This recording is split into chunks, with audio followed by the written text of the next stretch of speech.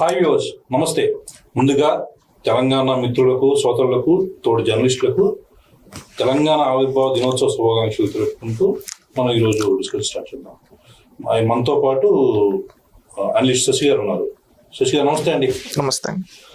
ఏంటండి, మనం చూస్తున్నట్టయితే ఈ గత వారం రోజులుగా జరుగుతున్న విషయాలు ఏవైతే ఉన్నాయో, ఈ తెలంగాణ ఆవిర్భావ దినోత్సవాన్ని పురస్కరించుకుని వేడివేడిగా రాజకీయాలు జరుగుతా ఉన్నాయి. అందులోనూ కొంతమంది అయితే ఆంధ్ర నేతల విగ్రహాలు మరి పార్సిల్ చేసి పంపిస్తాం ఆంధ్రాకి అంటున్నారు.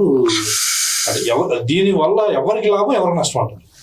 ఒకటి, ఈరోజు తెలంగాణ ఆవిర్భావ దినోత్సవం. నా తెలంగాణ కోటి రతనాల వీణ అన్న దాశరథి కృష్ణమాచార్యుల మాటలను ఒకసారి గుర్తు చేసుకోమంటున్నాం. ఎంతోమంది ప్రాణ బలిదానాలు చేస్తే వచ్చింది ఈ తెలంగాణ. ఏదో ఒక కుటుంబం కోసమో, ఒక కులం కోసమో, ఒక మతం కోసమో వచ్చింది కాదు ఈ తెలంగాణ. ఎంతోమంది త్యాగాలు ఉన్నాయి. ఈ తెలంగాణ ప్రత్యేక రాష్ట్రంగా ఏర్పడడానికి ఎంతోమంది త్యాగాలు ఉన్నాయి, ఎంతోమంది కన్నీళ్ళ బొట్టులు ఉన్నాయి, ఎంతోమంది వాళ్ళ ఆస్తులు కోల్పోయి ఆస్తుల్ని త్యాగాలు చేసి ఉద్యమాన్ని నడిపించిన వాళ్ళు ఉన్నారు. కానీ ప్రత్యేక తెలంగాణ వచ్చిన తర్వాత ఎంతమంది వాళ్ళల్లో బాగుపడ్డారు? వాళ్ళు ఏ ఆకాంక్షలు అయితే, ఏదైతే నీళ్లు, నిధులు, నియామకాలు అన్నారో ఆ విధంగా వాళ్ళకి ఎంతవరకు దాంట్లో ఎంత పర్సెంటేజ్ ఇంప్రూవ్మెంట్ అయ్యారు అనేది మనం ఒక్కసారి పునఃపరిశీలించుకోవాల్సిన అవసరం ఉంది. ఒక భావోద్వేగంతో, ఒక ఉద్యమంతో, పోరాటంతో నిలబడింది తెలంగాణ ఉద్యమం. మనం ఈరోజు తెలంగాణ ఉద్యమం గురించి చెప్పుకుంటే పోరాటాల పురిటి గడ్డ ఈ తెలంగాణ గడ్డ అంటే సాయుధ రైతాంగం పోరాటం చేసిన గడ్డ ఈ తెలంగాణ గడ్డ అని మనం గర్వంగా చెప్పుకుంటాం. పోరాటాలకు ఒక పాటతో ఒక ఉద్యమాన్ని నడిపించిన గడ్డ ఈ తెలంగాణ గడ్డ. ఇంత ఘన చరిత్ర ఉన్న తెలంగాణ గడ్డ పైన కొంతమంది స్వార్థపరుల స్వార్థంతో ఈ ప్రాంతంలో ఉండే అమాయకులు, బడుగు బలహీన వర్గాల వాళ్ళు నష్టపోయారు. అది వాస్తవం. నాడు ఉమ్మడి రాష్ట్రంలో ఎంతవరకు దగాపడ్డారో తెలియదు కానివ్వండి, ప్రత్యేకంగా తెలంగాణ ఏర్పడిన తర్వాత దగాపడిన వాళ్ళు ఎక్కువ మంది ఉన్నారు బడుగు బలహీన వర్గాలలో. ఈరోజు గతంలో ఒక వ్యక్తి, నేను ఇక్కడ కొంతమంది రాజకీయ నాయకుల పేర్లే తలదలుచుకోవాలి. గతంలో ఒక రాజకీయ నాయకుడు దళితుల్ని ముఖ్యమంత్రిని చేస్తా అని చెప్పి వెన్నుపోటు పొడిచింది ఈ తెలంగాణ గడ్డ పైన మనం చూసాం. నియామకాలు వస్తాయని వాళ్ళ కుటుంబంలో అందరికీ నియామకాలు ఇచ్చుకున్నాడు, కానీ తెలంగాణ యువతకు నియామకాలు ఇవ్వకుండా చేసింది మనం చూసాం. తెలంగాణ అంటే నా ఒక్కడి వల్లే వచ్చిందని క్రెడిట్ తీసుకోవడానికి ఎంతమంది పోటీ పడ్డారో మనం చూసాం. ఇచ్చింది మేమే, తెచ్చింది మేమే అని కొంతమంది చెప్పుకున్న వాళ్ళని చూసాం. ఈ విధంగా ఎంతోమంది తెలంగాణ యువత ఆశల్ని, ఆశయాల్ని గాలికి వదిలేసి వాళ్ళ స్వార్థం కోసం మొత్తం ప్రత్యేక తెలంగాణ కోట్లు ఆస్తులు సంపాదించుకొని వాళ్ళ ఆస్తులు పెరిగాయి, కానీ తెలంగాణలో పేదరికంలో ఉండే వాళ్ళు ఇంకా పేదరికంలోకి వెళ్ళిపోయారు. ఇది వాస్తవమా కాదా అండి? ఇది వాస్తవం. నేను ఈరోజు తెలంగాణ ఆవిర్భావ దినోత్సవ సందర్భంగా తెలంగాణ ఇంకా అభివృద్ధి చెందాలి, రానున్న రోజుల్లో ఈ తెలుగు జాతి నెంబర్ 1గా ఉండాలని ఒక తెలుగు వాడిగా, ఒక యువకుడుగా నేను తెలంగాణ యువతని అపీల్ చేసేది ఏంటంటే, ఈరోజు వ్యక్తులుగా మనం ఎవరూ శాశ్వతం కాదు, గుర్తుపెట్టుకోవాలి. ఎంతోమంది త్యాగాల వల్ల ఏర్పడ్డ ఈ తెలంగాణలో ప్రాంతీయ విద్వేషాలు ఉండకూడదు, మత విద్వేషాలు ఉండకూడదు, డ్రగ్స్, గంజాయి లాంటివి ఉండకూడదు. ఏముండాలంటే అభివృద్ధి కనబడాలి. మనం ఏవైతే నీళ్లు ఉన్నాం ప్రతి నీటి బొట్టును ఒడిసి పడదాం. కృష్ణా, గోదావరిలో పరుగులెడుతున్నాయి మన తెలంగాణ గడ్డ పైన. ఆ ప్రతి బొట్టును ఒడిసిపట్టి మన తెలంగాణలో నిజంగా బంగారు మాగాన్లు పండే విధంగా మనం చేద్దాం. అదేవిధంగా మన తెలంగాణలో ఆదిలాబాద్ కాడి నుంచి చూసుకుంటే ఇక్కడ ఖమ్మం వరకు ప్రకృతి సంపద ఉంది. దాన్ని కాపాడుకుంటూ దాని టూరిజంని బిల్డ్ చేద్దాం. ఎన్నో పుణ్యక్షేత్రాల నిలయమైన గడ్డ, ఎంతో చారిత్రాత్మక శిల్పకళకు నైపుణ్యాలు ఉన్నాయి. మన సమ్మక్క సారక్క జాతర అతిపెద్ద గిరిజన జాతర. మళ్ళీ అదేవిధంగా చూసుకుంటే మనం భద్రాచల రాముడు కావచ్చు, మనం అదేవిధంగా వేములవాడ శివయ్య కావచ్చు, మనం జోగులాంబ ఇక్కడ కావచ్చు, మనం పాలమూరు జిల్లా. ఈ విధంగా చూసుకుంటే ఎంతో గణనీయమైన చరిత్ర మనకు బాసర సరస్వతి దేవి గారు కావచ్చు. ఈ విధంగా ఎంతో గణనీయమైన చరిత్ర ఉంది. ఈ చరిత్రను రేపటి తరాలకు తెలియజెప్పే విధంగా మన సంస్కృతి సాంప్రదాయం, మన బోనాలు కావచ్చు, మన బ్రతుకమ్మ కావచ్చు, ఎంతో సంస్కృతి. వీటిని దానికి తగ్గట్టుగా ఐటీ అనే ఒక రంగం. ఐటీలో ఈరోజు దేశంలోనే టాప్ సిటీస్లో తెలుసుకుంటే హైదరాబాద్ ఉంది. ఈరోజు బయోటెక్నాలజీలో తీసుకుంటే టాప్లో మన హైదరాబాద్ ఉంది. ఇవే కాకుండా ఇంకా అనేక రంగాలు ఉన్నాయి. ఆ రంగాలలో అన్నిటిలో కూడా మన తెలంగాణ యువత రాణించాలి, స్కిల్ ఎన్హాన్స్ చేసుకోవాలి. మన విద్యా వ్యవస్థ మనం పటిష్టం చేసుకొని రానున్న రోజుల్లో ఇంకా ముందుకెళ్లాల్సిన అవసరం ఉంది. ఆ పక్కనే మన ఆంధ్రప్రదేశ్ ఉంది, ప్రత్యేకంగా ఏర్పడింది, రాజధాని కూడా లేదు, కానీ ఈరోజు బేస్ నుంచి రాజధాని నిర్మిస్తూ ఉన్నారు. ఈ రోజు అక్కడికి డేటా సెంటర్స్ వచ్చాయి. మళ్ళీ అదేవిధంగా గ్రీన్ ఎనర్జీలో ఒక రెవల్యూషన్, గ్రీన్ అమోనియాలో ఒక రెవల్యూషన్, ఒక క్వాంటమ్ వ్యాలీ అని ముందుకెళ్తూ ఉన్నారు. మనం కూడా వాళ్ళతో కలిసి ఒక సమిష్టిగా మనం వెళ్దాం. ఇక్కడ మనకు తెలంగాణకు పోర్ట్ లేదు, ఇక్కడ ఒక డ్రై పోర్ట్ పెట్టి అక్కడ మచిలీపట్నం పోర్ట్తో లింక్ చేసుకొని వెళ్ళాలని ఒక ప్లానింగ్ 2 రాష్ట్రాల ముఖ్యమంత్రులు చేస్తున్నారు. అది ఇంప్లిమెంట్ అవ్వాలి. అదేవిధంగా మన ఇద్దరి దగ్గర ఉండే రీసోర్సెస్తో మనం కలిసిమెలిసి పనిచేసుకొని నీళ్లు మనం ప్రాజెక్టులు ఇద్దరం 2 రాష్ట్రాలు కలిసి కూర్చొని మాట్లాడుకొని ఎన్ని ప్రాజెక్టులు కావాలో అన్ని ప్రాజెక్టులు కలుపుకొని సముద్రంలో వృధాగా కలిసిపోయే నీటిని మనం అంటే సముద్రంలో కలవకుండా మన ప్రాజెక్టుల్లో స్టోర్ చేసి పెట్టుకునేది ఒక ప్లాన్, యాక్షన్ ఆఫ్ ప్లాన్ పెట్టుకుని 2 రాష్ట్రాలు కలిసి కూర్చొని అదేవిధంగా ఐటీ రంగంలో మీకు ఇన్ని వస్తున్నాయి, మనం ఇంకా ఇన్ని తీసుకోవచ్చు, మనకు ఇక్కడ ఉన్న ప్రకృతి సంపదను మనం ఏ విధంగా కాపాడుకుంటూ మనం దీన్ని ఏ విధంగా ప్రమోట్ చేయొచ్చు, ఒక టూరిజం ప్రకారంగా ఈ విధంగా మన 2 రాష్ట్రాలు కలిసి మనం పని చేసుకుంటే అన్నదమ్ముల వలె ఖచ్చితంగా 2047 మన భారతదేశానికి స్వాతంత్రం వచ్చి 100 ఏళ్ళు అవుతుంది. ఆ రోజుటికి మన ఆంధ్రప్రదేశ్ తెలంగాణ అనేది ప్రపంచాన్ని శాసించే విధంగా ఉండాలని ఒక యువకుడుగా కోరుకుంటున్నా. ఈ రోజు కొంతమంది నిన్న 2-3 రోజుల నుంచి ప్రెస్ మీట్లు ఇక్కడ చూస్తున్నా, ప్రాంతీయ విద్వేషాలు రెచ్చగొడుతున్నారు. ఒక యువకుడుగా బాధపడుతున్నా. ఎందుకంటే తెలంగాణ యువత ఆలోచించండి, ఎన్ని రోజులు ఈ ప్రాంతీయ విద్వేషాలు. ఈ రోజు మనందరం అన్నదమ్ములం. ఈ రోజు తెలంగాణ గణకీర్తి, నేను శ్రీమద్ భాగవతం రచించింది బొమ్మెర పోతన. ఆ భాగవతం చదివినప్పుడు నా తెలంగాణ బిడ్డ పోతన రచించాడని చెప్పుకున్నా. సింగిరెడ్డి నారాయణ రెడ్డి గారి గొప్పతనం చెప్పుకుంటాం, కొమరం భీమ్ గారు, చాకలి ఐలమ్మ గారు, ఆరుట్ల కమలాదేవి గారు, ఇలాంటి మహనీయుల పేర్లు చెప్పుకొని నేను ఒక ఆంధ్ర పౌరుడిగా అయినా కానీ నేను వాళ్ళ చరిత్రలు తెలుసుకున్నప్పుడు నేను వాళ్ళ రాష్ట్రంలో ఎంతో మందికి చెప్తూ ఉంటాం. ఎందుకంటే గొప్ప మన పివి నరసింహ, ఈ దేశ ఆర్థిక సంస్కరణ తీసుకొచ్చిన పివి నరసింహారావు మన తెలంగాణ గడ్డపైనప్పుడు మన తెలుగువాడని సగర్వంగా చెప్పుకుంటా.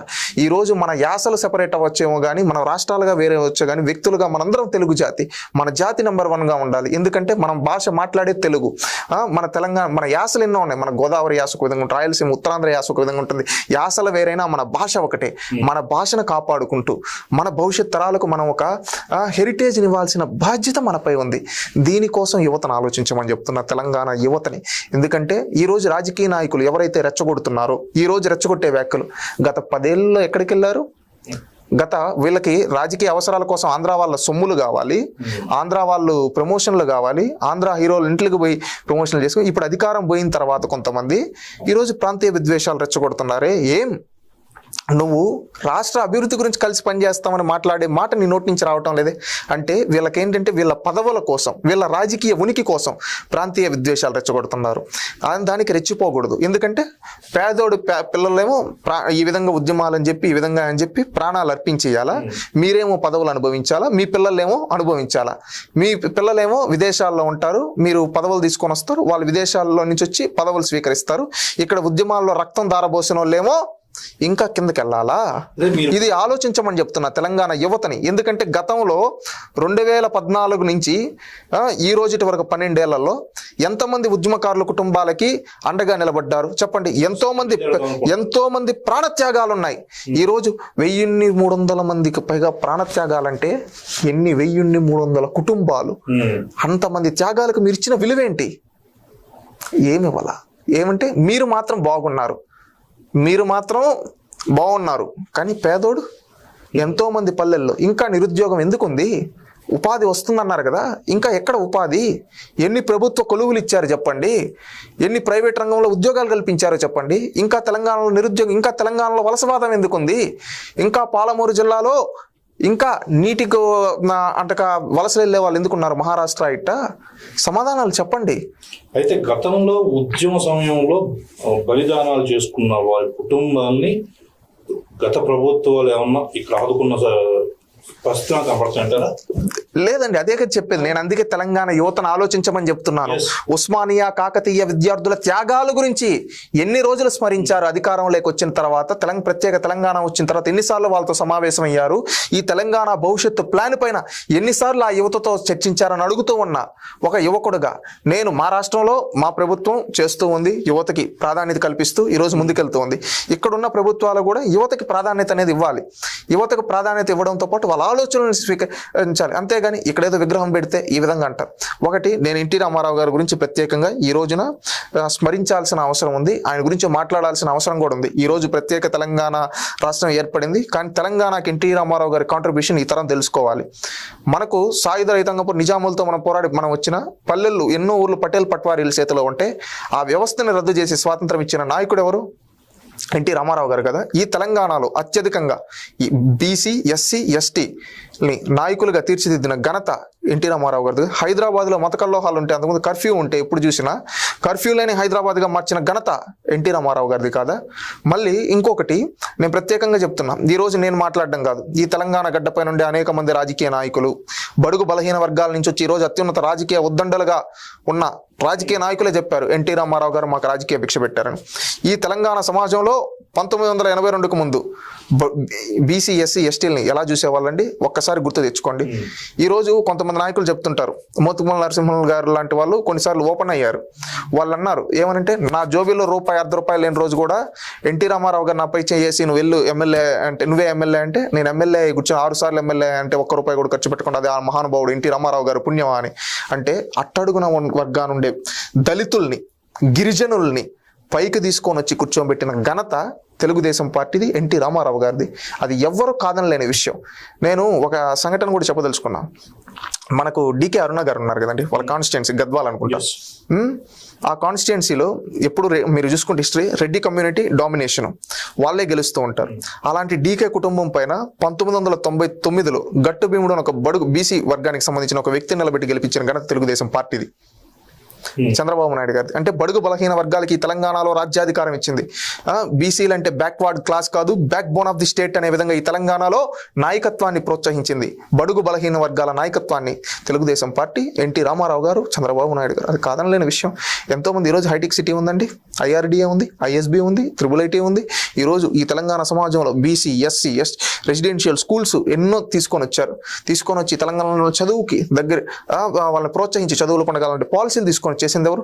ఈరోజు కూల్ చేస్తాం ఈ విధంగా మాట్లాడే ప్రతి ఒక్కరిని ఆలోచించమంటున్నా, తెలంగాణ యువతను కూడా ఆలోచించమంటున్నా. ఈ రోజు రాష్ట్రాలు విడిపోయే కానీ వాళ్ళు క్రియేట్ చేసిన ఇన్ఫ్రాస్ట్రక్చర్ అలాగే ఉంది కదా, తీసుకోబోలేదు కదా, దానివల్ల లబ్ధి పొందుతూ ఉండేది ఎవరు? మనమే కదా. ఇది ఇంత చేసిన వ్యక్తుల్ని ఈరోజు అవమానిస్తూ ఉన్నారు. మీరేం కొత్తగా గట్టిందంటే ఒకటి చూపించేదానికి లేదు, కానీ నోటి మాటలు మాత్రం కోటలు దాటుతాయి, ప్రాంతీయ విద్వేషాలు రెచ్చగొడతారు.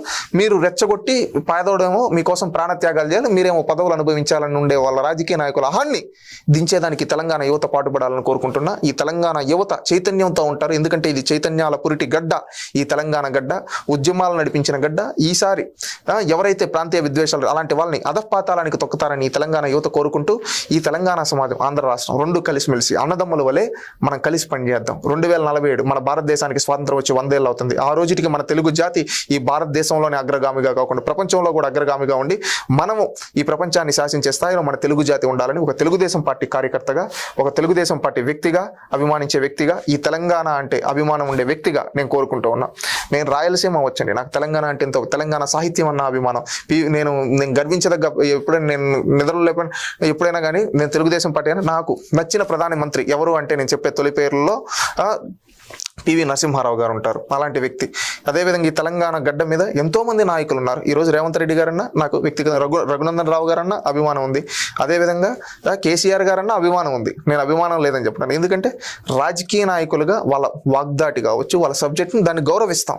కానీ ప్రజల సెంటిమెంట్లని రెచ్చగొట్టే విధంగా మాట్లాడి ప్రజల్ని పక్కకు దోవ పట్టిస్తా ఉంటే ఊరుకో. అది నేను ఖచ్చితంగా చెప్పాను. ఎందుకంటే తెలంగాణ యువత కూడా ఆలోచించి, చైతన్యంతో ఆలోచించి రేపు రానున్న మన అభివృద్ధి కోసం కలిసి పనిచేద్దాం. కలిసికట్టుగా యువతంతా ఒక ప్లానింగ్, ఒక యాక్షన్ ఆఫ్ ప్లాన్ పెట్టుకొని ఏ రంగాల్లో మనం తెలంగాణను అభివృద్ధి చేయగలుగుతాం, ఏ రంగాల్లో మనం ఆంధ్రాను అభివృద్ధి చేయగలుగుతాం, ఇద్దరం కలిసిమెలిసి ఏ సెక్టార్స్లో కాన్సిక్యూటివ్గా మనం ఒక పెట్టుకొని ఎలా వెళ్ళగలుగుతాం అనేది ఆలోచించాలి. మన నీళ్ళని ఎలా మనం ఉపయోగించుకోగలుగుతాం, మన ప్రాజెక్టులను ఎలా మనం చేసుకోగలం, మన ఆదాయ వనరులు ఎలా పెంచుకోగలుగుతాం, మన యువతకి ఎలా ఉపాధి చూపించుకో, మన స్కిల్ డెవలప్మెంట్ మన వాళ్ళని చేసి అన్ని రంగాల్లో మన వాళ్ళని ఎలా పుట్ చేయగలుగుతాం, రేపు రానున్న రోజుల్లో ఏదో వస్తుంది టెక్నాలజీ, దానికి మన వాళ్ళని ఎలాగా చేయగలుగుతాం అని ఆలోచించి ముందుకెళితే ఈ తెలుగు జాతి నెంబర్ ఉంటుంది. యాజ్ ఏ తెలుగుదేశం పార్టీ మెంబర్గా నేను కోరుకునేది అంటే తెలుగుదేశం పార్టీ ఆలోచన కూడా ఎప్పుడు ఏంటంటే ఈ తెలుగు జాతి నెంబర్ ఉంది. ఈ పార్టీ సిద్ధాంతమే తెలుగు జాతి ఆత్మగౌరవం కోసం పుట్టింది, సమాజమే దేవాలయం, ప్రజల ఈ సిద్ధాంతం కోసం పనిచేస్తుంది. తెలంగాణలో ఉండే యువతను కూడా ఒక్కసారి తెలుగుదేశం పార్టీ చేసిన అభివృద్ధిని గుర్తు చేసుకోమని చెప్తున్నా. ఆ తర్వాత వచ్చిన పాలకులు సెంటిమెంట్లు అదేవిధంగా ఎమోషన్స్తో ఆటలాడి తెలంగాణని అప్పుల కుప్పలుగా చేసి పెట్టేశారే కానీ అభివృద్ధి బాట నడిపలేదు. ఏదన్నా తెలంగాణకు అభివృద్ధి వనరులు సృష్టించబడ్డాయంటే వనరులు సృష్టించి దానివల్ల ఆదాయం వస్తూ ఉందంటే తెలుగుదేశం పార్టీ వల్ల. ఇలాంటి పార్టీ ఈ తెలంగాణకే కాదు ఈ తెలుగు జాతికి శ్రీరామ రక్ష అని నేను కోరుకుంటూ ఉన్నాను. ప్రతి ఒక్కరు ఒక్కసారి ఆలోచించండి. ఈ రెండు రాష్ట్రాల్లో ఉండే యువతను అప్పీల్ చేస్తున్నాను ఒక యువకుడిగా. రైట్ అండి.